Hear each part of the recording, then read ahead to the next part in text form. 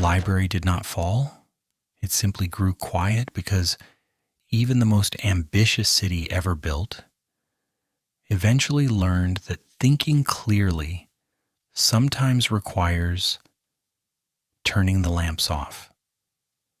Before you drift any deeper, if this quiet helps you feel safe tonight, you're welcome to stay with us. Subscribing softly keeps this place gentle and lets these nights continue. Now, rest. When night arrived in Alexandria, nothing dramatic announced it. There was no warning bell for history, no solemn declaration that knowledge should pause its ambitions. The city simply adjusted its posture. Voices lowered themselves without being asked. Doors that had been open all day accepted the idea of closing. Oil lamps were trimmed, not extinguished in defiance, but moderated with a practical nod to tomorrow. And somewhere among colonnades and scroll rooms, the library did the most unheroic thing imaginable. It rested. This silence was not a failure. It was a decision made quietly, almost politely, by a civilization that understood limits long before modern societies pretended they did not exist. Alexandria by daylight loved argument. It adored footnotes before footnotes existed. It thrived on commentary, layered upon commentary, until the original idea was almost impossible to locate without assistance. But Alexandria by night preferred something else entirely. It preferred continuation. It preferred survival. It preferred to remain functional rather than impressive. The library was not built for midnight revelation. Papyrus did not thank anyone for heroic insomnia. Ink did not behave better under flickering light. Eyes strained by oil smoke remembered less, not more. The architects of knowledge knew this. They did not romanticize exhaustion. They organized scholarship around daylight because daylight was honest, generous, and cheap. Night demanded payment in fuel, attention, and mistakes. And so the library closed, not as an act of surrender, but as a gesture of confidence. Knowledge that expects to exist tomorrow does not panic tonight. It does not perform for shadows. It does not insist on urgency to prove relevance. It waits, secure in the assumption that morning will return, and readers will return with it. This is often misunderstood by those who imagine ancient learning as permanently on the brink of catastrophe. We like to picture scrolls trembling in the dark, one careless spark away from extinction, as though the past lived in constant anxiety about its own disappearance. In reality, the people who ran the library behaved less like tragic guardians of civilization and more like experienced administrators who understood scheduling, maintenance, and the subtle art of not ruining things by overusing them. Night in Alexandria did not erase intelligence. It protected it from misuse. Silence became a form of infrastructure. Without silence, arguments never ended, revisions never settled, and nothing reached a state of being finished enough to be worth preserving. The library trusted quiet the way a harbor trusts still water. Without it, ships collide. With it, things simply remain where they should. Outside the library walls, the city mirrored this restraint. The harbor calmed. The marketplaces emptied themselves of negotiation. Even ambition learned to lower its voice. Alexandria did not mistake motion for progress after sunset. It recognized that constant activity was not the same as meaningful advancement, a lesson many later societies would enthusiastically forget. There is something gently ironic about a civilization famous for gathering all knowledge, deciding that the smartest move each night was to stop gathering entirely. But this irony was not accidental. It was cultivated. Scholars understood that reading everything at once was a poor substitute for understanding anything at all. Time was the true collaborator. Rest allowed ideas to settle into memory instead of dissolving into fatigue. The library's silence also revealed an unspoken hierarchy. Not everything deserved attention at every moment. Some texts were important, some were useful, some were merely interesting. Night flattened these distinctions by postponing them all equally. Darkness did not discriminate, it simply delayed. And in that delay, priorities clarified themselves by mourning without argument. There were no heroes pacing the stacks at midnight, sacrificing sleep on the altar of discovery. The people who advanced knowledge here went home. They ate simple meals. They slept ordinary sleep. They trusted that brilliance did not require theatrical suffering to justify itself. Genius that demands exhaustion usually burns out before it contributes anything lasting. This attitude made Alexandria resilient in ways that drama never could. A city that knows when to stop is a city that lasts. It does not exhaust its resources, proving how alive it is. It does not fear silence as evidence of decline. It understands that continuity depends more on routine than on spectacle. The library did not imagine itself as immortal. That would have been naive. Instead, it behaved as though tomorrow mattered more than tonight. Shelves were left orderly, scrolls were returned to their places.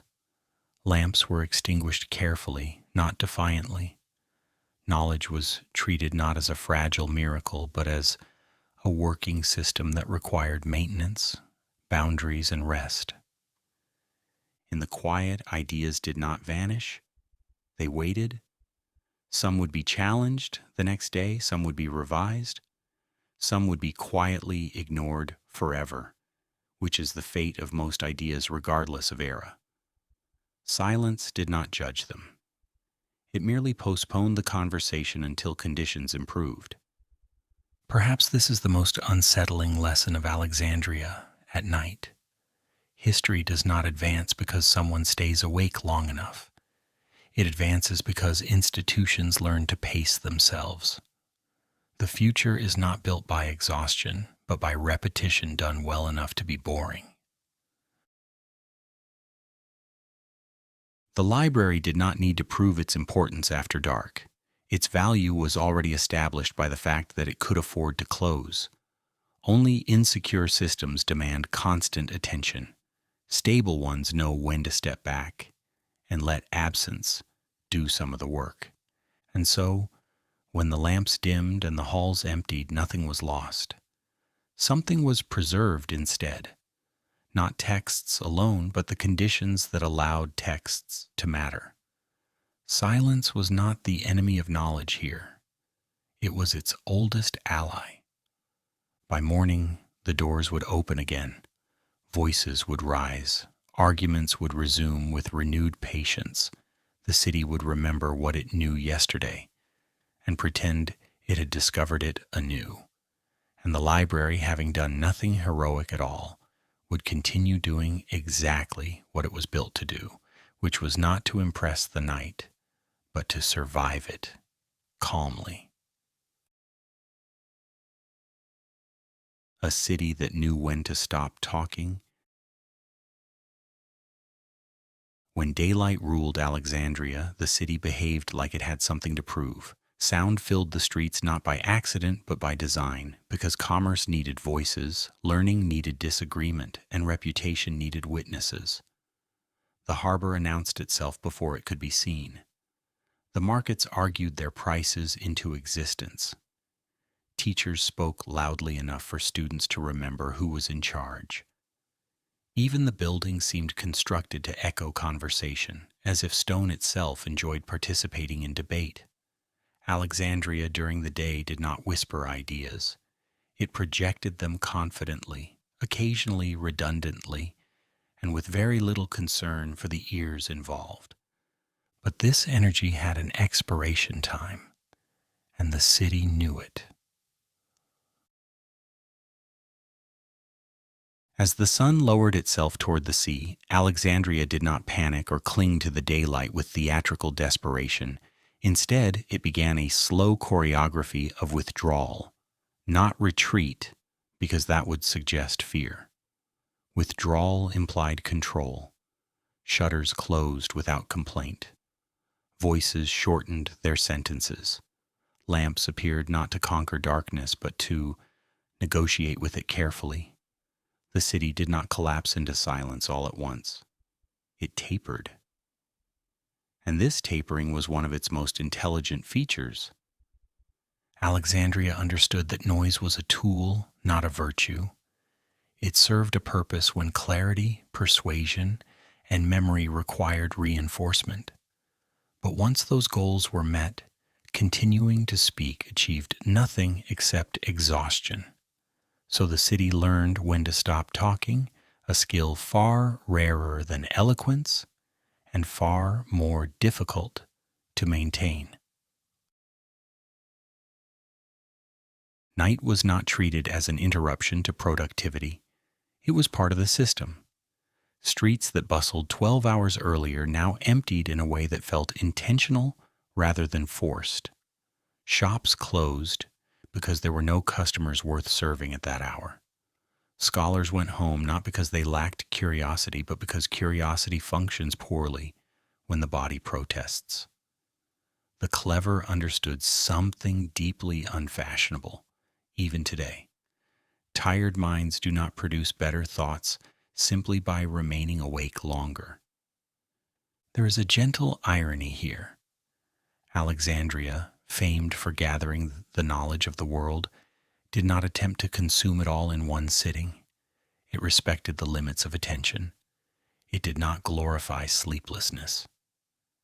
The city never mistook endurance for insight. People who mattered did not stay up late to prove devotion to learning. They went to bed to protect it. Oil lamps dimmed deliberately rather than burning at full strength. This was not atmosphere. It was economics and physiology cooperating quietly. Light cost resources. Light strained eyes.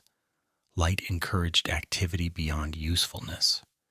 So Alexandria rationed it without shame. Darkness was allowed to do its job, which was to signal closure, not danger. The reduction of light altered behavior immediately. Conversation shortened. Gestures slowed. Ambition learned to sit down. There were no announcements instructing people to calm themselves. The environment did the work instead. Architecture guided movement. Lighting guided attention. Silence was not enforced. It emerged. This design choice produced something subtle and powerful. When people stopped speaking, they started remembering. The day's arguments replayed themselves internally. Loose ideas settled into place. Errors revealed themselves without being corrected publicly. Alexandria trusted this private process more than constant performance. Not everything needed to be said aloud to exist.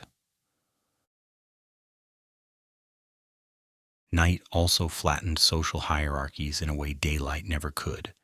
During the day, status spoke loudly. Teachers lectured, officials commanded, merchants negotiated. At night, everyone became equally human. Hungry, tired, ready for rest. The city did not try to preserve daytime authority after sunset. It allowed power to sleep alongside everyone else. There were no grand nocturnal rituals dedicated to learning, no midnight symposiums designed to impress future historians. Alexandria did not imagine that posterity was watching every hour. It behaved as though tomorrow mattered more than memory, which may be why memory kept returning to it centuries later. Silence also served as a defense against overconfidence. A city that never stops talking begins to believe its own voice too easily. Alexandria avoided this trap by building pauses into its rhythm. Night interrupted certainty. Arguments unresolved by dusk were allowed to remain unresolved. This restraint prevented ideas from hardening prematurely into doctrine. Even the streets reflected this philosophy. Major avenues emptied first, while smaller residential lanes retained a quiet life of their own. Footsteps replaced crowds. The city did not fear emptiness. It had planned for it. Space was meant to breathe occasionally. Constant occupation was never the goal. The absence of sound made small noises noticeable. A closing door, a distant wave, the soft adjustment of fabric as someone settled into sleep. These were not distractions. They were reminders that life continued, even when public life paused. Alexandria did not confuse silence with stagnation. Things were still happening. They were simply happening quietly. There is something almost humorous about how unimpressed the city was with its own importance at night. During the day, Alexandria competed intellectually with every great center of thought.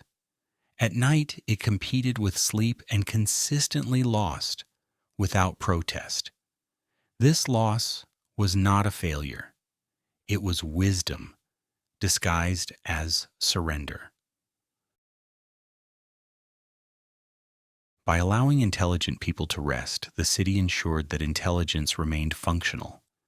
Ideas carried forward because minds were allowed to reset.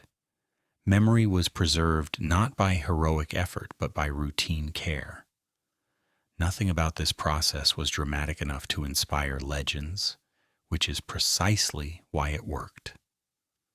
Alexandria did not expect brilliance from exhaustion. It expected mediocrity from it and planned accordingly. This expectation shaped everything from schedules to architecture to social norms. You were not admired for staying awake late. You were trusted more if you knew when to stop. As night deepened, the city reached a state that modern observers often misinterpret. They see emptiness and assume vulnerability. Alexandria saw emptiness and recognized stability. Only a city confident in its continuity can afford to go quiet without fear of vanishing. And so the talking stopped, not because the city ran out of things to say, but because it understood that saying everything at once was unnecessary and inefficient. Alexandria did not need constant noise to exist. It needed rhythm, day for expression, night for recovery. By morning, voices would return with renewed patience. Arguments would resume without having to restart from chaos. The city would pick up its conversations exactly where it left them, which was possible only because it had known when to pause. This was not accidental civility. It was structural intelligence. Alexandria did not merely accumulate knowledge. It built the conditions that allowed knowledge to survive itself. Silence was one of those conditions, and night was when it was applied most carefully. In learning when to stop talking, the city ensured that when it spoke again, its words still mattered. The library as a daytime creature. The library was never confused about what time it belonged to. It did not pretend to thrive in darkness, and it did not romanticize the night as a companion to thought. It was a creature of daylight, unapologetically so, built around the simple understanding that ideas require visibility before they require intensity. Knowledge in Alexandria did not bloom because people rushed toward it at all hours, but because the conditions for seeing, reading, and remembering were treated with quiet seriousness. Papyrus, for all its symbolic weight, was not heroic material. It warped, cracked, absorbed moisture, and resented rough handling. Ink faded if abused, and smeared if rushed. Human eyes, perhaps the most fragile instrument in the entire intellectual apparatus, tired quickly and complained without dignity when pushed beyond their limits. The library knew this. It did not expect endurance from materials that were never designed for it. Instead, it organized itself around cooperation with reality, a strategy that looks unambitious until one notices how long it works. Daylight offered something no oil lamp ever could. It offered consistency. The sun rose without invoice. It illuminated evenly. It revealed errors gently instead of hiding them in shadow. Reading by daylight reduced mistakes, not because scholars were wiser, but because their tools functioned better. Alexandria understood that clarity was not a philosophical achievement, but an environmental one. This made the library surprisingly unromantic. There were no midnight revelations here, no dramatic silhouettes bent over scrolls while the world slept. The building did not cultivate mystery, it cultivated legibility. Shelves were arranged to be seen, labels were written to be read without squinting. Workspaces were designed for posture, not performance. Everything about the library suggested patience rather than urgency. The idea that ancient knowledge thrived on constant intensity is a modern fantasy. Alexandria did not operate like a sleepless mind racing toward brilliance. It functioned like a careful system that preferred incremental improvement over sudden insight. Scholars arrived when the light was good. They left when it was not. No one mistook this schedule for laziness. It was competence expressed quietly. There is something faintly humorous about how uninterested the library was in appearing dramatic, for a place later generations would mourn as irreplaceable. It spent very little time trying to look impressive. Its greatness was procedural. Cataloging mattered more than charisma. Maintenance mattered more than spectacle. The daily rhythm mattered more than inspiration. Light shaped behavior in subtle ways. Under daylight, texts invited slow reading. Margins encouraged annotation. Mistakes revealed themselves without accusation. Under artificial light, everything grew tense. Letters blurred. Shadows. Exaggerated errors. The library recognized that the night made work harder without making it deeper, so it declined the invitation. This was not because scholars lacked dedication. On the contrary, their dedication was precise. They knew that forcing productivity after sunset produced diminishing returns, and they did not confuse effort with outcome. Staying awake longer did not mean understanding more. Often it meant understanding less with greater confidence, which was far more dangerous. The library's daytime identity also protected it from false urgency. Knowledge that requires constant attention tends to distort itself. Alexandria resisted this distortion by allowing texts to wait. Scrolls did not demand to be read immediately. They existed in a state of availability rather than insistence. Daylight returned reliably, and with it, attention. There were practical benefits as well. Daytime use reduced fire risk. Oil lamps carried danger alongside illumination, and the library had no interest in courting either unnecessarily. Darkness limited movement, and limited movement reduced accidents. The building was designed to preserve itself as much as what it contained, a distinction often lost in more dramatic retellings. The library did not consider itself fragile, but it was realistic. It understood that survival depended on habits rather than heroics. Opening every morning mattered more than staying open all night. Continuity required restraint. Alexandria did not bet its future on moments of intensity. It invested in routines that could be repeated without exhaustion. This approach also shaped the kind of knowledge that flourished. Texts were copied carefully rather than quickly. Errors were corrected slowly rather than dramatically. Arguments unfolded over weeks instead of hours. The absence of night work discouraged impulsive conclusions. Ideas were allowed to age before being accepted. There is a quiet irony in how modern audiences, surrounded by artificial light and perpetual access, imagine ancient learning as more intense than their own. Alexandria would have found this amusing. It understood that unlimited access does not produce unlimited insight. Boundaries sharpen focus. The library's hours were not limitations, they were design features. Even the people within the library reflected this rhythm. Scholars did not define themselves by how long they stayed. They defined themselves by how well they worked while present.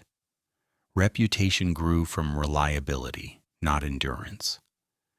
The person who arrived rested and attentive was valued more than the one who lingered, exhausted, and distracted. Night did not threaten the library's purpose, it reinforced it. By closing, the building affirmed its trust in time. Knowledge did not evaporate when unseen. It waited. This trust allowed scholars to step away without anxiety, knowing that absence did not equal loss. The library as a daytime creature also refused to dramatize learning as sacrifice. No one needed to suffer visibly to contribute meaningfully. Fatigue was not a badge of honor. Rest was not an indulgence. These assumptions shaped an intellectual culture that valued sustainability long before the word existed. When evening approached, the library did not rush to finish. It did not panic at incomplete work. Pages were marked. Scrolls were returned. Tasks paused mid-thought without apology. Tomorrow was assumed. This assumption was powerful. It removed desperation from scholarship. Perhaps this is why the library looms so large in memory, not because it burned brightly, but because it burned steadily. Its refusal to chase the night preserved both its contents and its culture. It understood that knowledge, like vision, works best when given enough light and enough rest. In treating itself as a creature of the day, the library accepted a fundamental truth. Thinking is not an act of conquest, it is an act of care. Care requires conditions. Conditions require limits, and limits, when chosen wisely, allow things to last. So when darkness arrived, the library did not resist. It yielded calmly, confident that daylight would return, and with it the quiet work of understanding could continue without strain, without drama, and without the need to prove anything to the night at all.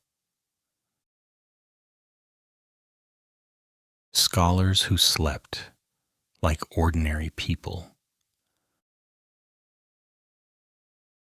The scholars of Alexandria were far less extraordinary than later imagination prefers to believe, and this ordinariness was precisely what made their work endure. They did not float above the city in a permanent state of insight, untouched by appetite or fatigue. They walked its streets, waited for meals, felt the weight of the day settle into their shoulders, and noticed the moment when their thoughts began to blur in the way that only exhaustion can produce. Intelligence here did not require separation from the body. It depended on listening to it. At the end of the day, scholars went home. This detail often disappoints those who expect greatness to look dramatic. There were no figures pacing endlessly beneath colonnades, sustained by pure devotion to knowledge.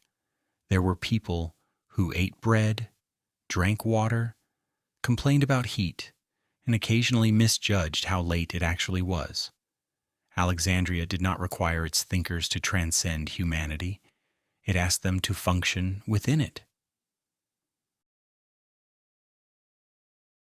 Meals were not interruptions to thought. They were part of its maintenance. Hunger sharpened nothing except irritability, and the city had no shortage of that already. Scholars understood that the mind performs poorly when neglected, and they treated eating as an intellectual responsibility rather than a distraction. Conversation over food often carried more insight than formal debate, precisely because it was unguarded and unhurried. Fatigue was not interpreted as a moral failure. When a scholar yawned, no one accused them of insufficient dedication. Yawning was information. It signaled that attention had reached its limit for the day. Alexandria respected limits because it preferred useful scholars to heroic ones. A rested mind returned sharper than a stubborn one that refused to stop. There is something quietly subversive about this attitude. In many eras, exhaustion becomes a performance, a way of advertising importance. Alexandria avoided this trap. Staying awake late did not earn admiration. It earned concern. People trusted those who knew when to leave more than those who lingered without purpose. The city's intellectual culture was built on repetition rather than sacrifice. Scholars returned day after day, not because they burned themselves out in single moments of brilliance, but because they preserved enough energy to continue. Ideas were revisited. Arguments were refined. Errors were admitted without embarrassment, because there was time to correct them later. Going home mattered. Home was where the scholar ceased to be a role and resumed being a person. There were families, quiet rooms, shared meals, and private thoughts, unobserved by colleagues. This separation protected both the work and the worker. Knowledge benefited from minds that were allowed to disengage from it occasionally. Sleep was not treated as lost time. It was a form of processing that no one fully understood, but everyone relied upon. Alexandria did not need modern neuroscience to notice the clarity often arrived in the morning. Problems that resisted effort during the day softened overnight. Sleep reorganized thoughts without asking permission. There is a faint irony in how this most famous center of learning refused to dramatize learning as constant labor. Scholars did not define themselves by relentless output. They defined themselves by continuity. The ability to return tomorrow mattered more than the illusion of conquering everything today. Ordinary habits created extraordinary stability. Scholars bathed. They walked slowly when the heat demanded it. They avoided unnecessary strain. These choices were not indulgent. They were strategic. Minds that break do not contribute, and Alexandria had no interest in producing brilliant failures. Nightfall did not threaten scholarship. It humanized it. When lamps dimmed and streets quieted, scholars blended back into the population. They were no longer voices of authority or keepers of texts. They were people navigating familiar paths home, thinking about dinner rather than doctrine. This blending prevented intellectual isolation. Scholars did not become a separate species, detached from the city that supported them. They remained embedded in daily life, aware of its rhythms and limits. Their work reflected this grounding. Knowledge remained connected to lived experience rather than drifting into abstraction. There was also a quiet humility in this routine. Scholars did not assume their thoughts were too important to pause. They accepted that ideas could wait. This acceptance removed desperation from intellectual life. Without desperation, discussion became more honest. Mistakes were less threatening. Revision felt natural. Sleep equalized everyone. No matter how sharp a mind was during the day, night reduced it to the same basic need for rest. Alexandria allowed this equality without resistance. The city did not fight biology in pursuit of reputation. It cooperated with it. Later generations often imagine ancient scholars as figures of relentless discipline, surviving on little sleep and boundless concentration. Alexandria would have found this image faintly amusing. It knew that deprivation rarely produces wisdom.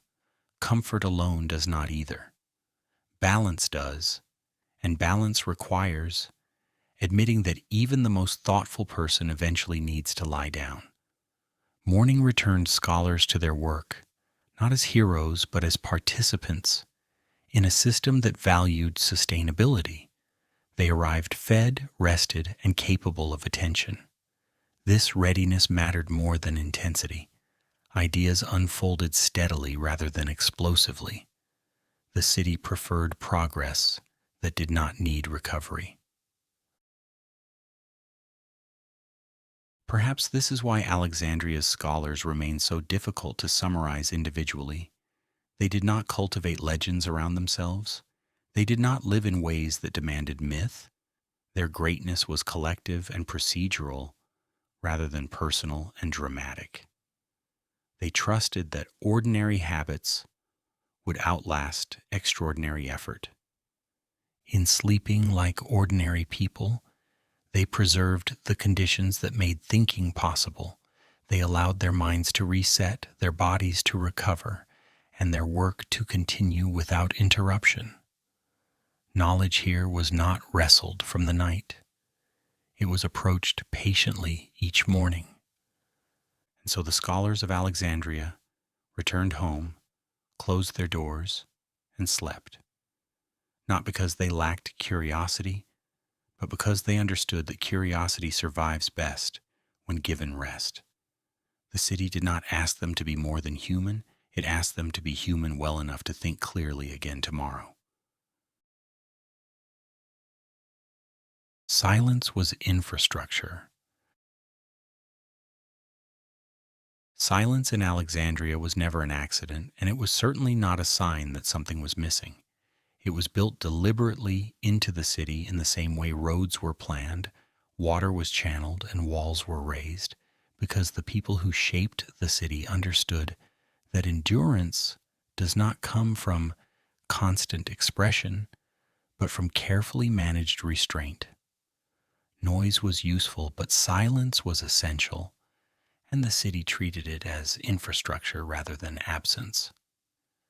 During the day, Alexandria produced sound with enthusiasm. Voices filled courtyards and markets because communication required friction, and friction required volume. But this production was always temporary. As evening arrived, sound withdrew, according to a logic that felt almost mechanical. It did not disappear suddenly, and it did not linger stubbornly. It receded because the system demanded it. Silence arrived not as an emotional state, but as a functional condition. The city understood something that later cultures often struggled to accept, which was that thinking is not a continuous act. Minds need intervals. Attention weakens when stretched without pause, and societies that ignore this truth tend to mistake exhaustion for commitment. Alexandria refused this confusion. It built quiet into its rhythm so that thought could extend beyond a single generation, rather than collapsing under its own intensity. Night was when this infrastructure became most visible, precisely because nothing visible was happening. Streets emptied, not out of fear, but out of coordination. Lamps dimmed, not to romanticize darkness, but to signal limits. Silence did not enforce itself through authority. It emerged through design. Architecture softened echoes. Distances between buildings absorbed sound. Materials favored calm over amplification. The city had been constructed to know when to stop speaking. This silence protected more than individual minds. It protected the collective pace of the city. Without nightly quiet, Alexandria would have consumed itself in conversation. Disagreements would have hardened instead of cooling. Decisions would have been rushed instead of considered. Silence allowed yesterday's arguments to lose their heat so that today's could begin with less damage. There is something quietly ironic about a city famous for intellectual ambition, relying so heavily on restraint. Alexandria did not chase momentum for its own sake. It distrusted the idea that more activity automatically meant more progress. Silence functioned as a brake, preventing ideas from accelerating beyond their ability to be understood. Without that brake, brilliance would have burned briefly and disappeared. Silence also redistributed attention. When sound receded, the city stopped competing with itself. Individuals no longer had to assert presence to be noticed. Thought moved inward without being forced. This inward movement was not introspective in a modern sense. It was practical. People remembered what they had heard during the day. They reconsidered arguments. They noticed inconsistencies that noise had disguised. In this way, silence acted like maintenance performed on the mind. It tightened loose connections. It exposed weak assumptions. It allowed ideas to settle into forms stable enough to be revisited tomorrow. Alexandria did not expect clarity to appear instantly. It allowed time to assist. The absence of noise also prevented the city from confusing urgency with importance. In constant sound, everything feels equally pressing. Silence restores proportion. Some matters shrink when not constantly repeated. Others reveal their weight precisely because they persist, even without attention. Alexandria relied on this filtering effect. Silence sorted what mattered from what merely sounded convincing. Night did not weaken the city's intellectual life. It strengthened it by reducing friction. Without silence, scholars would have competed endlessly for attention. With silence, attention became scarce and therefore valuable. People chose their words more carefully the next day because they had rested long enough to recognize which ones were worth saying. Silence also moderated ambition. Alexandria was an ambitious city, but it was not reckless. By allowing itself to quiet, it avoided the trap of perpetual escalation. It did not demand novelty at all hours. It allowed ideas to mature rather than forcing them to perform immediately. This patience gave the city depth rather than spectacle. There was no belief that silence erased progress. On the contrary, silence was understood as the condition that made progress repeatable. A city that never pauses eventually loses the ability to resume coherently. Alexandria preserved its continuity by building predictable intervals of quiet into its existence. This predictability mattered. People trusted the rhythm. They knew when noise would return and when it would retreat. This trust reduced anxiety. Anxiety consumes attention, and attention was too valuable to waste. Silence calmed the city not emotionally, but structurally. It removed uncertainty about pace. The infrastructure of silence extended even into social expectations. No one was admired for breaking it. Those who insisted on constant speech appeared unstable rather than devoted. Respect went to those who aligned themselves with the rhythm of the city. Knowing when to stop talking was treated as intelligence, not submission. Silence also protected disagreement from becoming destructive. Arguments paused overnight, positions softened, people returned with less need to dominate. This did not eliminate conflict, but it slowed it enough to remain productive. Alexandria did not solve disputes through volume, it solved them through duration. It is tempting to imagine silence as passive, but in Alexandria it was active work being done invisibly. It absorbed excess, it redistributed energy, it preserved attention. Without silence, the city would have burned through its thinkers as fuel. With silence, it allowed them to remain contributors. Even the physical body benefited. Rest was synchronized. Recovery became collective rather than individual. When a city rests together, it wakes together. This shared rhythm created cohesion without requiring agreement. Silence unified without persuasion. Perhaps the most unsettling realization is how modern this understanding feels and how rarely it is applied. Alexandria recognized that sustainability depended on limits. It did not frame those limits as losses. It framed them as design. Silence was not a concession to weakness. It was an investment in longevity. By the time morning returned, the city was ready to speak again, not louder but clearer, not faster but steadier. The words that emerged had survived a night of quiet, and that survival gave them weight.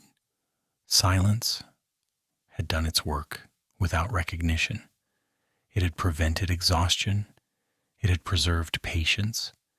It had made long thinking possible by refusing to allow short thinking to dominate. In treating silence as infrastructure, Alexandria revealed a profound truth about civilizations that last. They are not held together by constant noise or endless expression.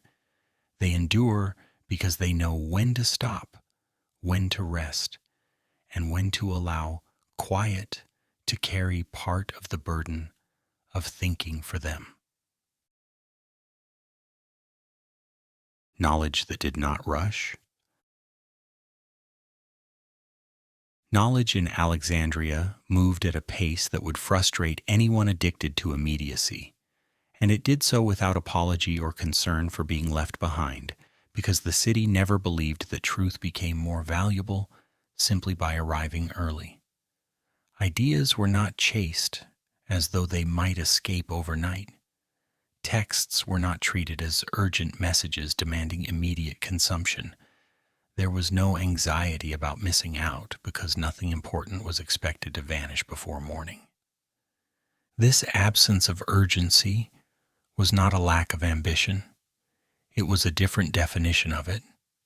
Alexandria aimed not to be first, but to be durable. Knowledge here was not something to be seized in a moment of excitement.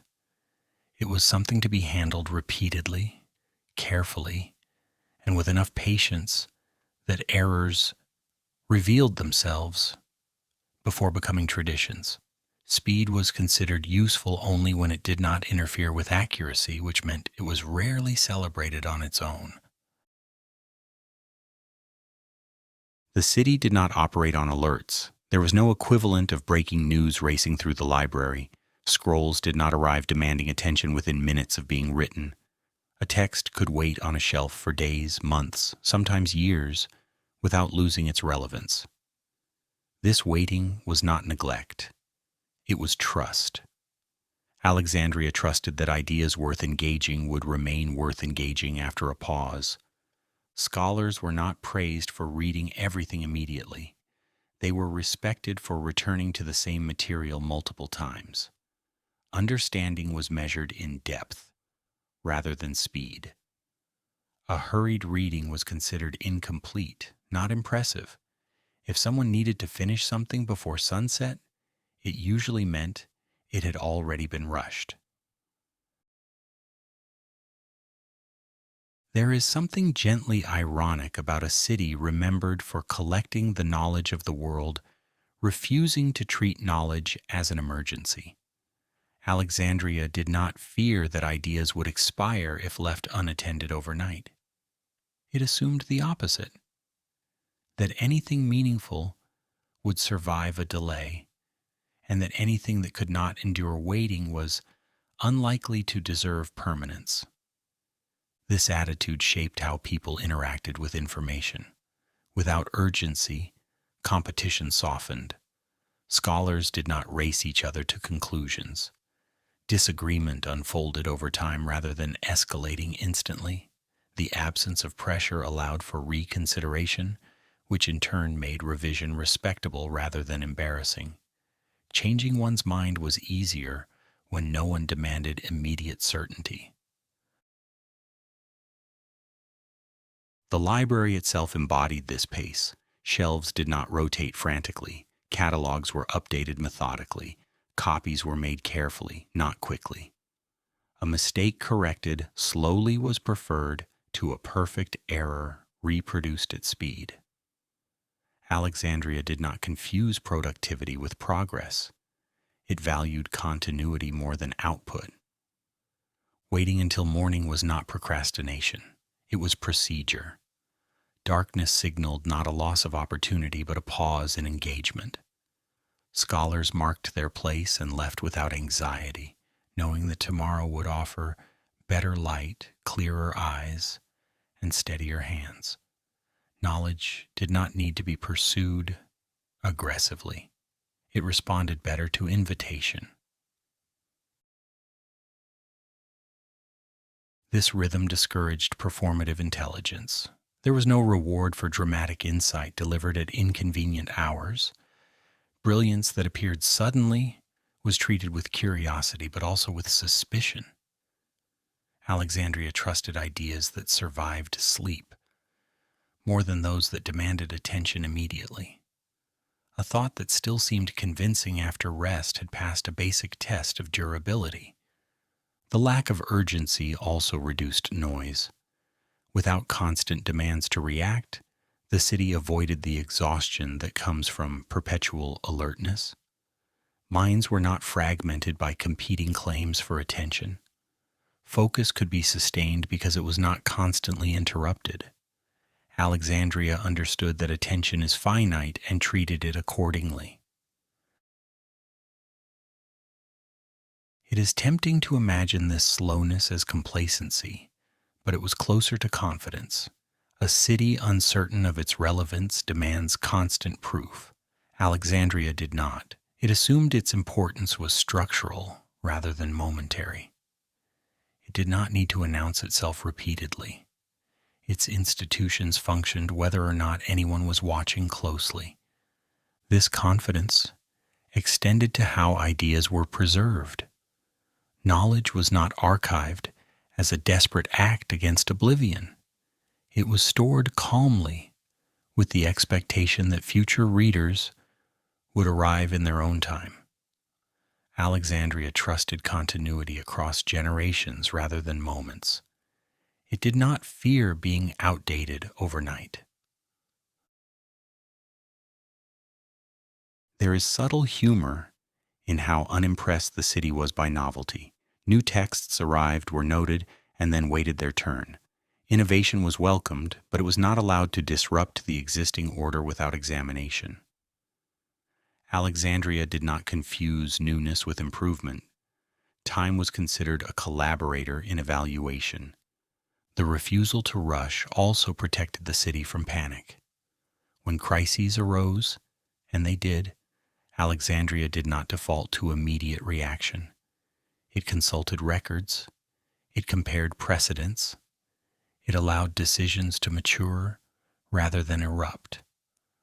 Knowledge accumulated slowly was useful precisely because it was not built on haste.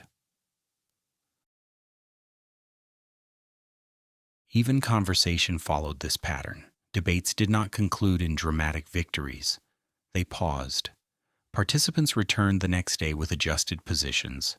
The absence of urgency reduced defensiveness. People listened longer because they did not feel pressured to respond instantly. Silence between exchanges was not awkward. It was expected. This culture of waiting shaped memory. Ideas were not remembered because they were loud or urgent. They were remembered because they were revisited. Repetition over time replaced intensity as the mechanism of learning. Alexandria did not overload the mind. It fed it steadily. Night reinforced this philosophy. When the library closed, it did not signal loss. It signaled trust in tomorrow. Knowledge did not evaporate in darkness. It rested. This rest was part of its preservation. Ideas treated gently lasted longer than those consumed aggressively. In many later eras, speed would become a symbol of intelligence. Alexandria would have found this confusing. It understood that thinking faster does not necessarily mean thinking better. Depth requires duration. Clarity requires revisiting. Wisdom requires the willingness to wait. The city's refusal to rush made it resilient. It did not depend on constant novelty to justify itself. It did not collapse when attention moved elsewhere. Knowledge remained available rather than urgent. This availability was its strength. Perhaps the most unsettling aspect of this approach is how unfamiliar it feels now. Alexandria operated without the fear of missing out. It assumed that what mattered would remain. This assumption removed desperation from intellectual life. Without desperation, thought could unfold naturally. By allowing everything to wait until morning, and often much longer, Alexandria ensured that knowledge was not consumed by the moment. It became part of a long conversation rather than a series of reactions. Ideas entered slowly, stayed quietly, and left only when replaced by something tested and proven. Knowledge here did not rush because it did not need to. It trusted time. It trusted repetition. It trusted that patience was not an obstacle to understanding, but its most reliable ally. And in that trust, Alexandria built a culture of thought that moved slowly enough to last. Oil lamps and the cost of staying awake. Nighttime light in Alexandria was never treated as something casual or limitless. It arrived with a price attached, and everyone knew it, even if no one bothered to recite the cost aloud. Oil had to be collected, transported, stored, and guarded. Wicks burned down whether the work was good or bad. Smoke irritated eyes and lungs with perfect indifference to intellectual ambition. Staying awake after dark was not a poetic gesture. It was an expense. Every lamp carried arithmetic within it. How much oil remained? How long before the flame weakened? How many hours of visibility were worth exchanging for tomorrow's comfort? Alexandria did not pretend this arithmetic was beneath it. The city was practical enough to admit that illumination was not an abstract good. It was a resource, and like all resources, it demanded restraint if it was to last. The library understood this better than anyone. Its relationship with light was cautious rather than celebratory. Oil lamps were used carefully, placed deliberately, and extinguished without ceremony when their usefulness ended. There was no illusion that working longer automatically meant working better. On the contrary, the longer the night stretched, the more each additional hour cost in precision, patience, and memory. Eyes suffered quietly under artificial light. Letters blurred, lines wavered, shadows altered shapes, just enough to invite small errors that would later require large corrections. The library did not glorify this struggle. It recognized it as inefficiency. A scholar squinting by lamplight was not a heroic figure. They were a warning sign. Memory followed the same pattern. Fatigue did not sharpen recall, it dulled it. Ideas read late were remembered poorly and confused easily. Alexandria had no interest in producing confident misunderstandings. It preferred slower comprehension over rapid confusion. If knowledge was to be preserved, it needed clarity more than urgency. The decision to close the library at night was therefore not symbolic. It was logistical. Keeping the building open would have consumed oil, strained staff, increased risk, and reduced the quality of work produced.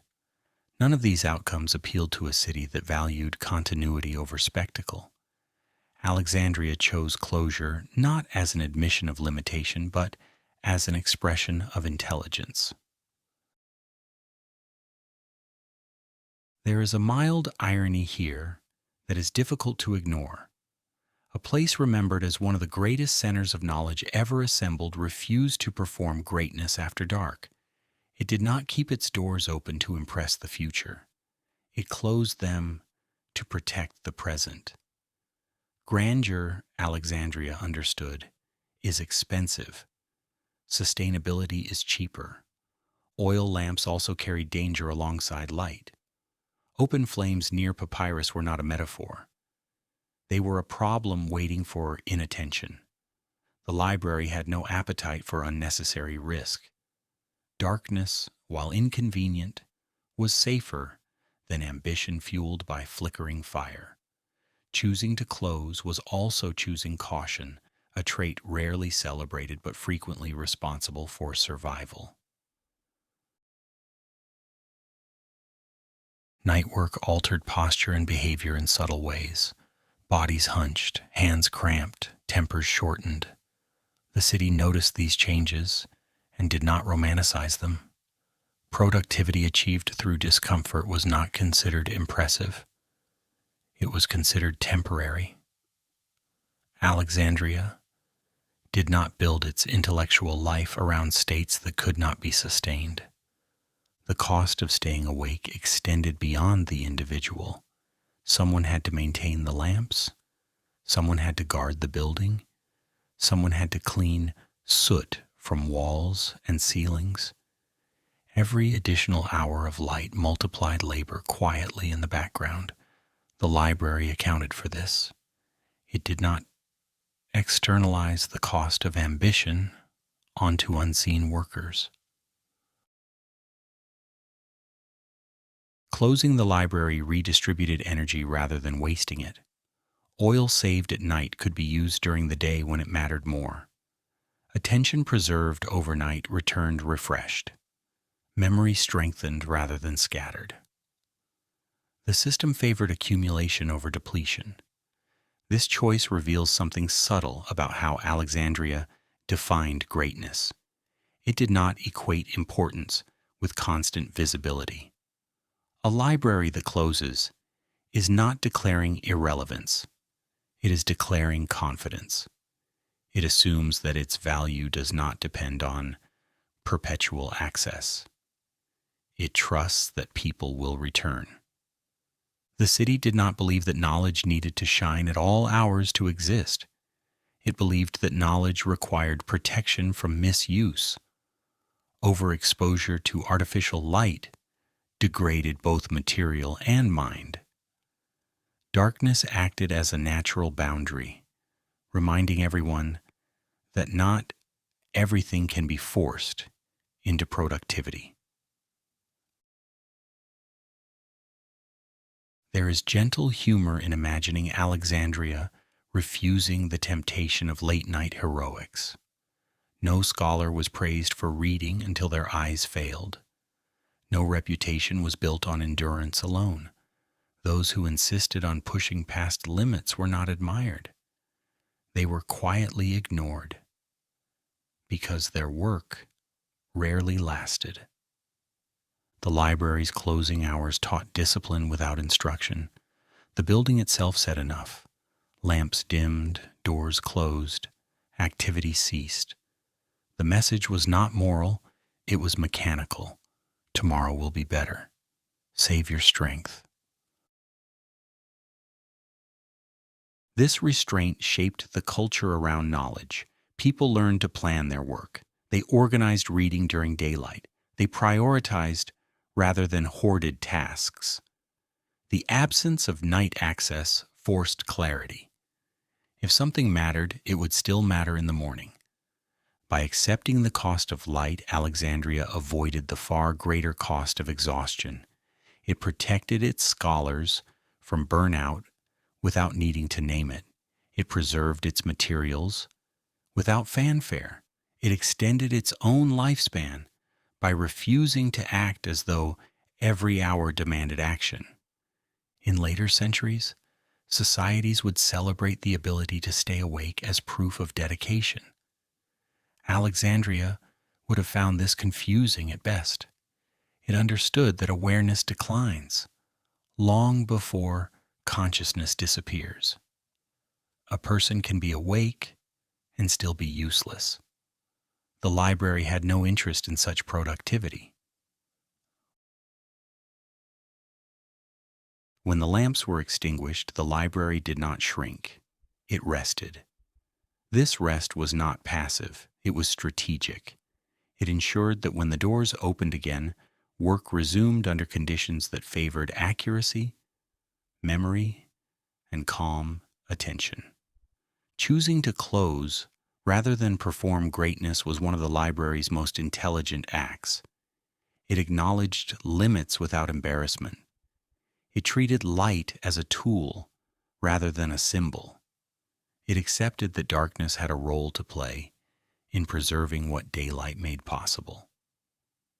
In understanding the cost of staying awake, Alexandria protected the very thing it is remembered for.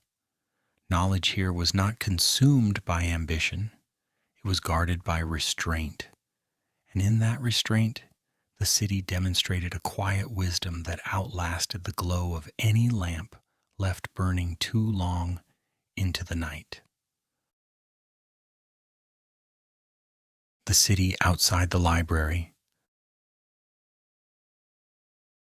While the books slept, the city slept as well, not in unison, not by command, but through a shared understanding that night did not need to be filled with purpose, and that rest was not an interruption of greatness, but one of its quieter proofs, especially in a place like Alexandria, which had already grown large enough that it no longer needed to reassure anyone of its importance after sunset. The harbor settled first, because water understands rest better than people do, and ships that had spent the day creaking, unloading, bargaining, and absorbing the impatience of schedules gradually loosened their lines, not dramatically, not ceremonially, but with the small size of wood adjusting to stillness, as if even the planks were relieved that no one expected anything further from them tonight. Sails folded. Oars rested. The sea did what it always does when given the chance. It waited. There was no announcement that the harbor was closed to history, no signal that trade had paused in a meaningful way, because everyone involved knew that nothing essential was lost by letting darkness claim a few hours, and that whatever mattered most would still be there when the light returned, usually with the same arguments, the same prices, and the same slightly exaggerated claims of urgency. Markets followed because markets have always been sensitive to light, and without light, negotiation loses its charm. Numbers blur, and even the most enthusiastic merchant begins to wonder if this transaction could perhaps continue tomorrow without harming the fate of civilization. Voices softened, stalls closed, coins stopped changing hands. It was not the silence of fear or abandonment, but the silence of completion, the kind that follows a long day of being useful when nothing more is required to prove value. Alexandria did not need to perform at night. This is an important detail because cities that feel the need to perform after dark usually do so out of insecurity, as if the absence of noise might be mistaken for irrelevance. But Alexandria had long passed that stage, and it understood that size, influence, and continuity do not disappear simply because lamps are extinguished. The streets emptied not all at once, but gradually, in layers, as different kinds of work concluded at different speeds, leaving behind a city that did not vanish so much as it softened, shedding urgency the way heat leaves stone after sunset. Even authority relaxed its posture. Officials were done issuing instructions. Clerks were done counting. No one felt compelled to invent a crisis simply to justify staying awake. There is something faintly humorous about imagining how much modern anxiety would struggle in such an environment. How uncomfortable it would feel to not be constantly updated, monitored, or reassured. While the ancient city moved calmly into darkness without any visible concern that it might be forgotten overnight. Night did not threaten Alexandria's relevance, it confirmed it. A city confident in its place does not need to keep talking. The absence of activity was not emptiness but balance. Homes filled instead. People returned to rooms that did not expect brilliance from them, only presence, conversation, and eventually silence, as bodies negotiated with fatigue and decided that whatever ambition existed could survive until morning without permanent damage. This domestic quiet mattered just as much as the public stillness. It reminded the city that its scale was built from small, repeating human rhythms, not from constant spectacle, and that these rhythms required pause as much as motion. Even the famous intellectual energy of Alexandria respected this boundary. Thought did not vanish at night, but it slowed, unhooked itself from immediate productivity, and drifted into reflection, memory, or sleep, which is where many of the best ideas have always quietly waited, uncredited and unannounced. The city outside the library mirrored the library itself. Both closed not because they were weak, but because they were stable. A system that never stops eventually loses the ability to tell motion from progress. But Alexandria retained that distinction, and it showed in the way night was allowed to be ordinary rather than heroic. There were no torches carried through the streets in search of destiny, no urgency to make something happen simply because time was passing. Time was allowed to pass, and this may be the most unsettling realization of all, that much of what made Alexandria remarkable happened during the day, through routine, repetition, and an almost stubborn commitment to normalcy, while the night existed not to advance history, but to preserve the conditions under which history could continue without exhausting itself. The city did not fear stillness, it understood it. Silence was not interpreted as decline, it was interpreted as evidence that nothing was wrong. A quiet harbor meant trade had concluded successfully. A quiet market meant the day had been sufficient. A quiet street meant people were where they needed to be. Alexandria did not need to prove its greatness under moonlight because greatness once established, does not require constant reinforcement. It rests. And so the city slept, not deeply perhaps, but confidently, its scale held together not by spectacle, but by trust.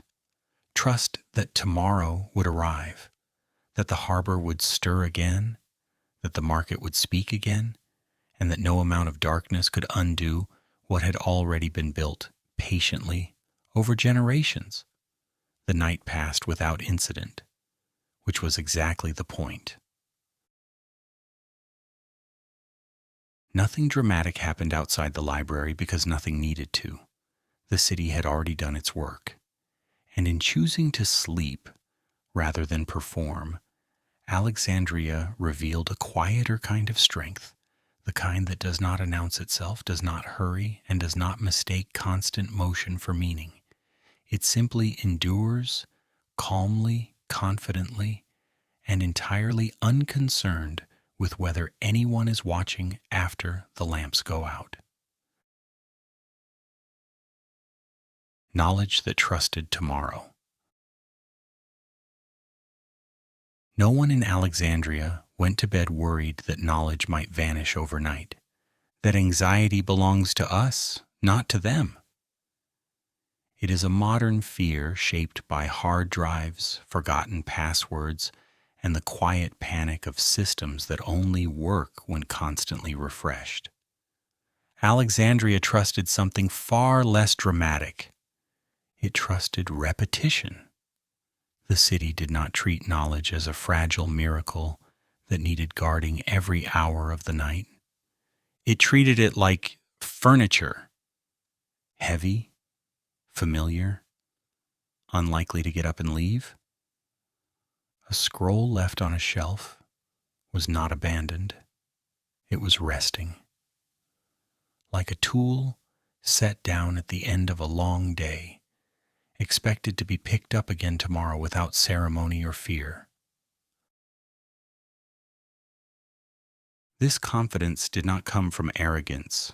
It came from routine. Libraries opened because libraries had always opened. Teachers taught because teaching was scheduled, not heroic. Readers returned because reading was part of the day, the same way water was drawn and bread was bought. Alexandria did not ask knowledge to prove its importance every morning. That alone saved an enormous amount of energy. The library was not imagined as a single glowing room of eternal brilliance. It functioned more like a workplace with very good acoustics. Quiet but not sacred. Orderly but not theatrical. People arrived with dust on their sandals and ordinary problems on their minds. They copied texts, not because they felt history watching, but because copying was the task assigned before lunch. There is something deeply unromantic about that, and deeply effective. Modern culture likes the idea that knowledge survives only through constant urgency. Alexandria believed the opposite. That knowledge survived because no one panicked about it. Scrolls were recopied because the calendar said so. Catalogs were maintained because disorganization was inconvenient. Errors were corrected because mistakes were annoying, not because civilization was at stake. This is how most important things actually endure, by being boring enough to repeat. The scholars of Alexandria did not stay awake all night fearing loss. They went home. They slept. They trusted that the system would still be there in the morning. And it usually was. This trust shaped the architecture of learning itself. Spaces were built not for spectacle, but for return. Wide rooms, predictable layouts, familiar paths between shelves. Nothing about the design suggested a final moment. Everything suggested continuity. A reader did not feel the pressure to finish a text before disaster arrived. There was no disaster scheduled, only dinner. The city assumed tomorrow would come, which, statistically speaking, was a very reasonable assumption. Even the act of copying texts reflected this calm confidence. Copies were made slowly, deliberately, with margins wide enough for future notes. That detail matters. A civilization afraid of losing knowledge copies in haste. Alexandria copied as if there would be time to fix mistakes later. Because there usually was, this created a subtle but powerful intellectual atmosphere. Ideas were not frozen in fear. They were allowed to remain incomplete. A theory could be wrong today and corrected next year. A translation could improve over decades. No one demanded instant perfection. The city understood something we often forget. Knowledge is not a monument. It is a process that assumes patience. Even disagreement felt different under this mindset. Debate did not need to end tonight. Arguments could be paused. You could disagree with someone and still expect to see them tomorrow, which tends to lower the temperature of most conversations. Alexandria's intellectual life was shaped less by brilliance than by scheduling. Lectures happened because rooms were reserved. Research continued because stipends were renewed. This is not the story people like to tell. It lacks flames and final acts, but it explains more than most myths ever could. The city's confidence in tomorrow also shaped what it did not do. It did not chase every new idea in a frenzy. It did not archive out of desperation. Selection was possible because time felt abundant. When knowledge trusts tomorrow, it can afford to be selective. When it fears tomorrow, it hoards. Alexandria trusted enough to choose. And perhaps the quietest irony of all is this: the city that trusted tomorrow so completely is remembered today largely through the lens of loss. We imagine it constantly on the brink. They did not. They lived as if continuity were normal, which for a long time it was. The people working in Alexandria did not feel like guardians of eternity. They felt like employees. And that may have been the most radical thing of all. Because systems run by people who believe their work will continue tomorrow tend to be calmer, steadier, and strangely resilient. No one stayed late to save civilization. They left on time so they could return. Knowledge rested at night, not because it was hidden or protected, but because it was trusted. Trusted to remain, trusted to wait, trusted to be useful again in the morning. And when the lamps were extinguished, nothing dramatic happened. Scrolls did not whisper, walls did not tremble. The building simply became quiet, which is often how the most important things survive. Why nothing dramatic happened at night? Nothing dramatic happened at night. This is the detail that disappoints most people. There were no secret fires fed by whispered orders. No figures slipping through corridors with torches and guilty expressions. No midnight decisions that reshaped the future while everyone else slept. History, it turns out, was usually too tired for that. When night arrived in cities like Alexandria, the atmosphere did not sharpen into tension. It softened. The day loosened its grip and quietly let go. Most people went home. This is the part rarely included in grand narratives.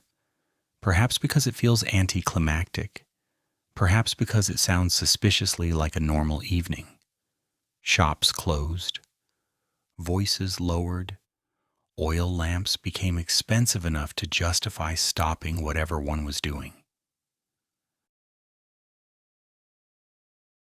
There is something almost comical about how little energy remained for drama once the sun disappeared. Night did not invite conspiracy. It discouraged effort. Moving through darkness was inconvenient. Seeing was harder.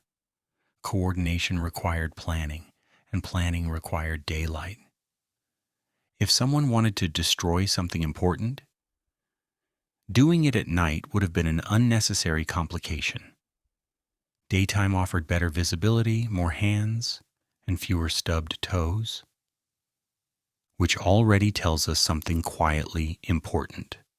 Most destructive acts in history were practical, not theatrical.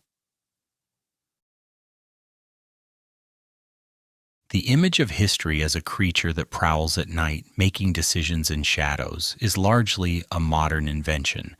It reflects our own sleepless habits, more than ancient realities. Ancient cities were not optimized for nocturnal ambition. They were optimized for rest.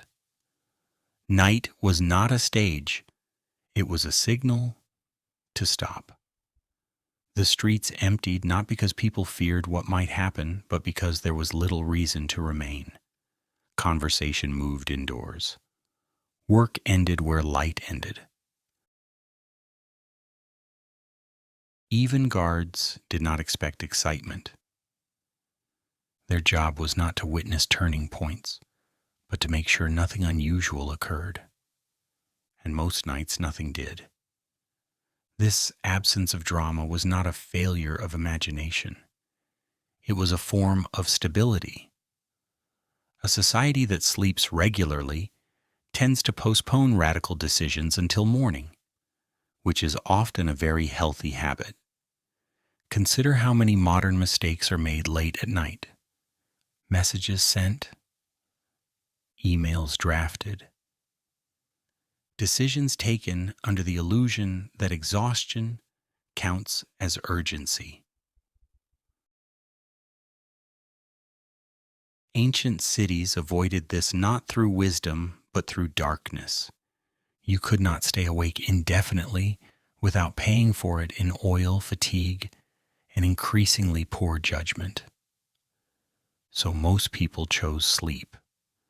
And because most people chose sleep, history tended to pause, not stop, pause. Nothing dramatic happened because drama requires witnesses, coordination, and energy, all of which were in short supply after sunset. Even power itself respected this rhythm. Officials did not issue sweeping orders at midnight. Administrations worked on schedules. Bureaucracy, that most persistent of historical forces, preferred daylight. Records were kept during the day. Meetings occurred when people could see each other. Authority functioned best when everyone was awake. This meant that the night became something oddly neutral. Not dangerous, not sacred, just inactive. A time for recovery rather than transformation. There is a subtle irony here. We often imagine the past as more intense than the present, full of constant threats and dramatic turns. In reality, it was frequently slower. People valued predictability because unpredictability was exhausting. A calm night was not boring. it was successful. When nothing happened, it meant systems were holding, no alarms, no urgent messengers, no reason to wake someone important. History advanced the next day not because of a secret act at night, but because routines resumed.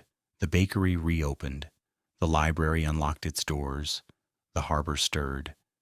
This is how most change actually occurred, incrementally, while people were awake and adequately rested. The myth of night as the engine of history persists because it feels poetic. Darkness feels symbolic. Shadows feel meaningful.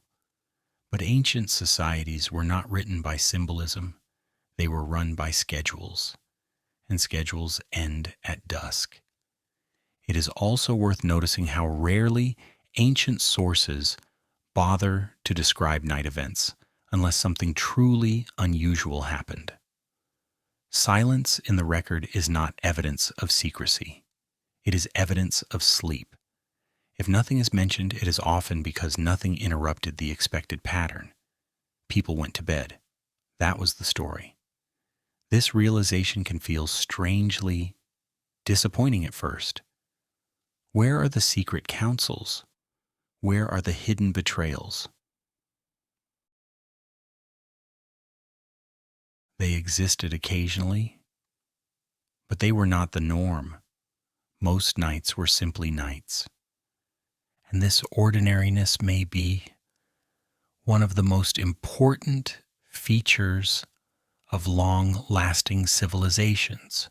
They did not rely on constant excitement. They relied on rest.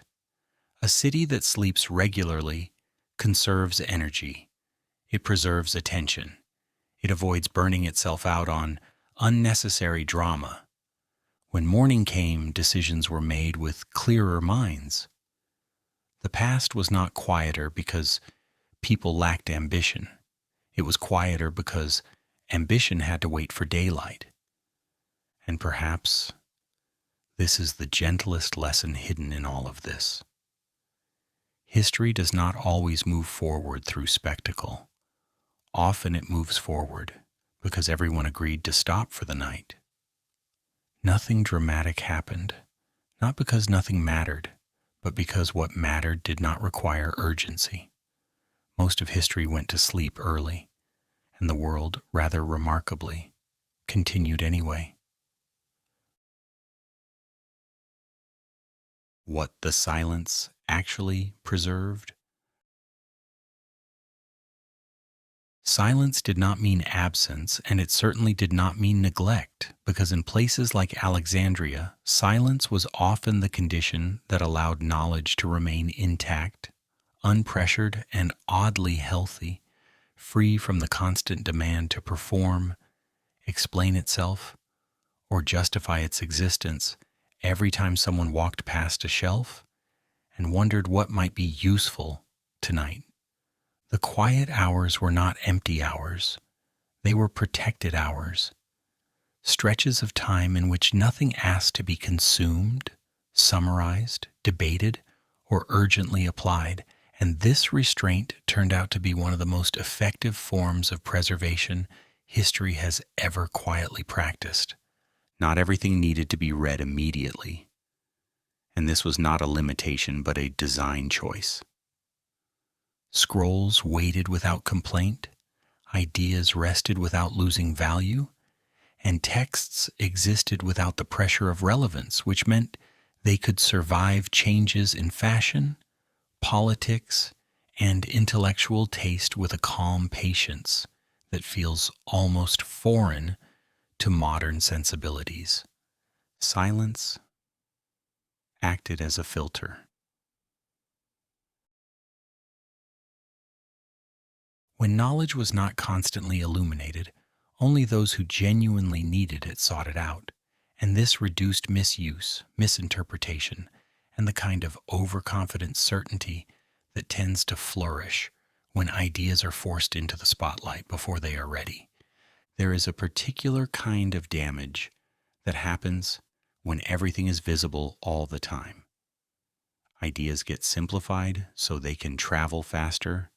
Arguments become sharper than necessary, and nuance quietly disappears because it does not perform well under bright light. Alexandria avoided much of this, not through moral superiority, but through practical limits, because light was expensive, time was finite, and attention was treated as something to be conserved rather than exhausted. The silence of closed rooms and darkened corridors did not erase knowledge, it delayed it. And delay is often what turns raw information into something durable. A text that waits is less likely to be abused. An idea that is not immediately rewarded with attention is more likely to mature. This was not because ancient scholars were unusually wise, but because the environment forced patience upon them, gently but consistently, every evening when lamps were extinguished and reading quite literally stopped. Silence also protected knowledge from urgency. Urgency is one of the most efficient ways to distort meaning because it encourages speed over accuracy and confidence over reflection. And when silence removed urgency from the equation, interpretation slowed down, disagreements softened, and errors had time to reveal themselves before they became permanent. An idea encountered tomorrow was often better understood than an idea forced into the mind tonight. There is a quiet irony here. We often assume that preservation requires constant attention, constant guarding, constant awareness, when in reality attention can be corrosive if it never pauses, and awareness can become noise when it has nowhere to rest. Silence preserved by creating space. Space for correction. Space for forgetting minor mistakes. Space for returning later with clearer eyes. Even misunderstanding benefited from this rhythm. A flawed interpretation did not immediately dominate discussion because discussion did not continue indefinitely into the night, and by morning that flawed idea often felt less convincing than it had 12 hours earlier, simply because rest has a way of restoring proportion. Silence also prevented ideas from being used simply because they were available. Not every text needed to be applied, debated, or weaponized. Some existed to be known later. Some existed only to be known by a few. Some existed simply because they existed. This absence of pressure allowed knowledge to retain a certain dignity. It did not beg for relevance. It did not compete for attention. It waited. And waiting turned out to be a form of protection. The quiet hours ensured that knowledge remained something you approached deliberately, rather than something that constantly approached you. And this difference shaped the entire intellectual climate of the city in ways that are easy to miss if one assumes that visibility is always a virtue. Silence also preserved by discouraging performance.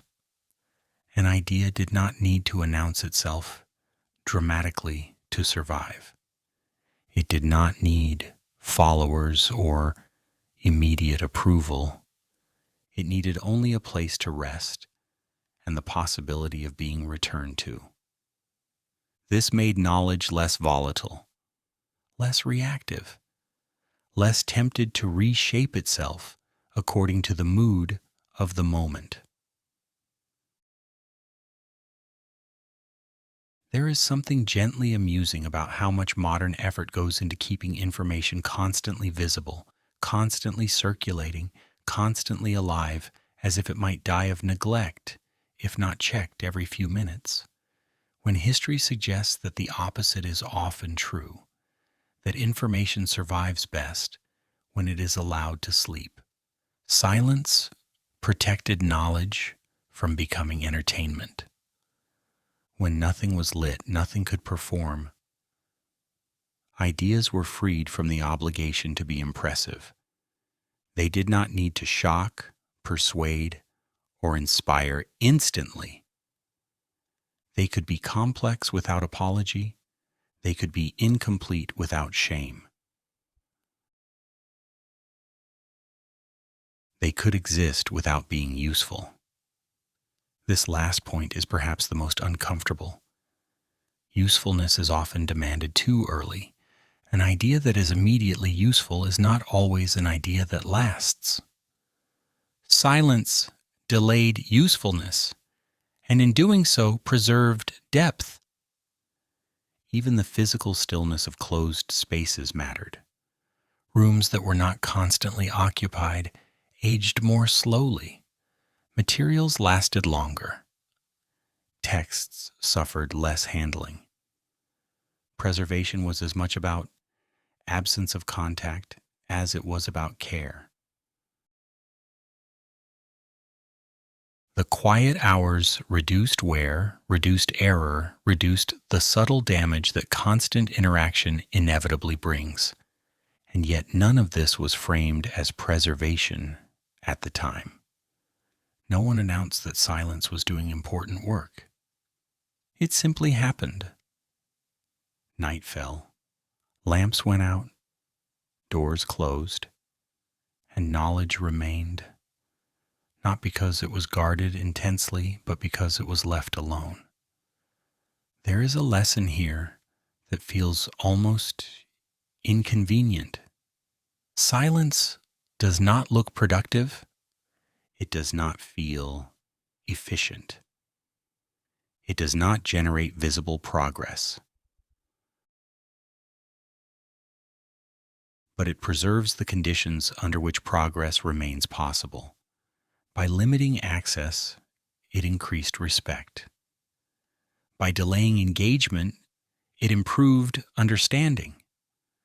By refusing to keep everything visible, it allowed meaning to settle rather than scatter. Some ideas survive not because they are shared widely, but because they are shared carefully. Some texts endure not because they are constantly read, but because they are read at the right moment. And some knowledge exists best when no one is looking at it, not out of secrecy, but out of trust. Trust that tomorrow will come. Trust that curiosity will return. Trust that not everything must happen now. Silence preserved knowledge by refusing to rush it, by letting it rest, by allowing it to remain unfinished. And perhaps that is the most unsettling thought of all, that what protected the intellectual heart of a great city was not vigilance, not urgency, not spectacle, but the ordinary decision to close the door, extinguish the lamp, and leave things alone until morning. In the end, silence did not erase knowledge. It kept it from being worn out by attention. And that quiet restraint may have done more to preserve the future than any dramatic act ever could. A library that did not need to perform. The Library of Alexandria did not exist to impress anyone, and this may be the most uncomfortable truth we have to sit with as the night slowly closes in, because we are deeply attached to the idea that great institutions must constantly announce their greatness, glowing endlessly, producing visible brilliance on demand, performing their importance as if silence might be mistaken for failure. when in fact the library functioned precisely because it did not need to do any of that. It existed to work, steadily and without spectacle, and work of this kind has a rhythm that does not benefit from applause or late nights or dramatic gestures carried out under inadequate light.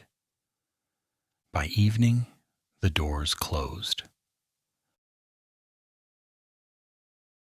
Not because knowledge was threatened and not because curiosity had been exhausted, but because the system understood its own limits, including the limits of the human bodies required to keep it alive, bodies that needed rest more than they needed another hour of reading, by flickering lamps that turned brilliant ideas into tired misinterpretations.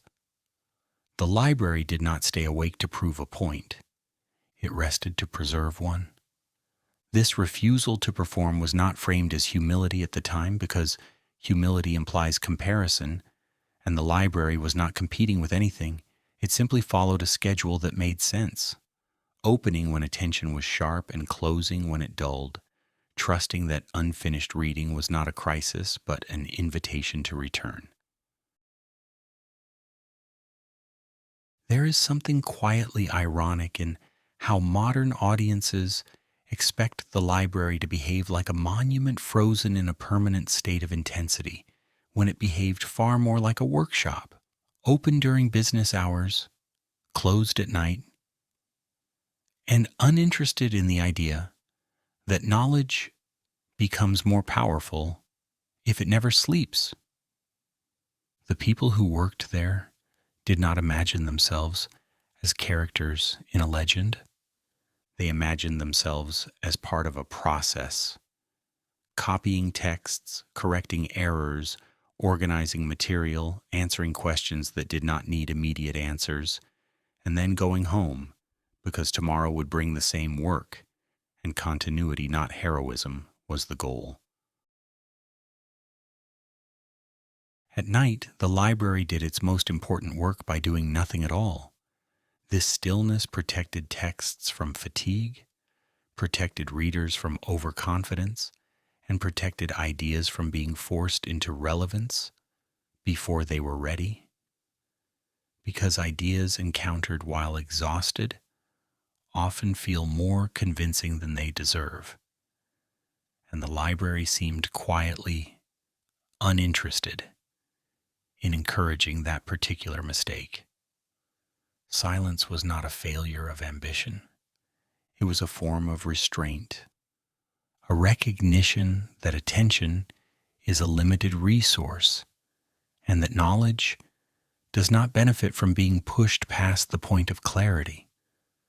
When the lamps were extinguished, it was not because learning had ended, but because learning was paused at a sensible moment, much like a conversation that ends before it turns into an argument. This approach feels almost subversive today. We are accustomed to institutions that must constantly demonstrate value, constantly update, constantly justify their existence through visible output, as if inactivity were a moral flaw rather than a necessary condition for accuracy. The Library of Alexandria would have found this exhausting. It trusted that its purpose did not vanish when the doors closed. It trusted that relevance could wait. And perhaps this is why the library did not treat knowledge as something fragile that required constant attention, but as something durable enough to survive a night of darkness without anxiety. The refusal to perform also shaped the way knowledge was encountered. Readers were not pressured to finish. Scholars were not rewarded for staying late. Insight was not measured by endurance. Understanding was allowed to arrive slowly, often over multiple days, sometimes over years, because the system did not confuse speed with depth.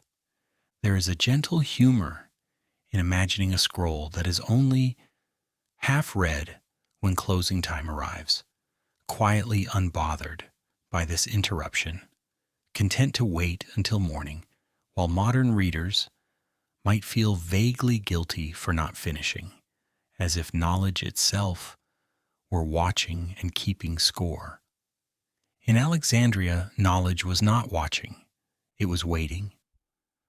The library also avoided the trap of constant illumination, which has a way of flattening complexity into something more easily consumed.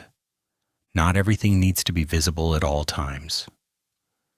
Not every idea improves under scrutiny. Some concepts require distance, quiet, and the possibility of being returned to with a different mind. By closing at night, the library preserved this distance, protecting knowledge from being overused, overinterpreted, and overapplied. There is an irony here that feels almost personal. The very institution we imagine as endlessly awake and glowing with intellectual fire understood that clarity has a bedtime, and that forcing thought to continue past, it often produces confidence without understanding, conclusions without foundation, and certainty without reflection. The library did not mistake exhaustion for dedication. It did not celebrate sleeplessness. It recognized that a rested reader is more valuable than a tired one. And so the night belonged not to books, but to people. People went home. They ate, they slept, and in doing so, they preserved the conditions that allowed knowledge to remain meaningful rather than overwhelming. The most radical act of the library may have been its trust in tomorrow. It assumed that curiosity would return, that readers would come back, that questions left unanswered would still matter in the morning. This trust removed urgency. It replaced pressure with patience. And patience, quietly and without announcement, shaped the intellectual life of the city far more than any dramatic gesture ever could. The library did not need to perform because it did not need to convince anyone that knowledge mattered. It simply made knowledge available at the right time, in the right way, and then stepped aside. And perhaps this is the quiet lesson that lingers after the lamps go out. Knowledge does not need to stay awake with us. It does not need to glow through the night to remain alive. It needs us to return, rested, attentive, willing to continue rather than rush to finish. The library closed not as an ending, but as a promise that tomorrow would arrive, that the doors would open again, and that reading, like history itself, was not a performance to be completed in one sitting, but a long conversation best continued in daylight, when the mind is clear enough to listen.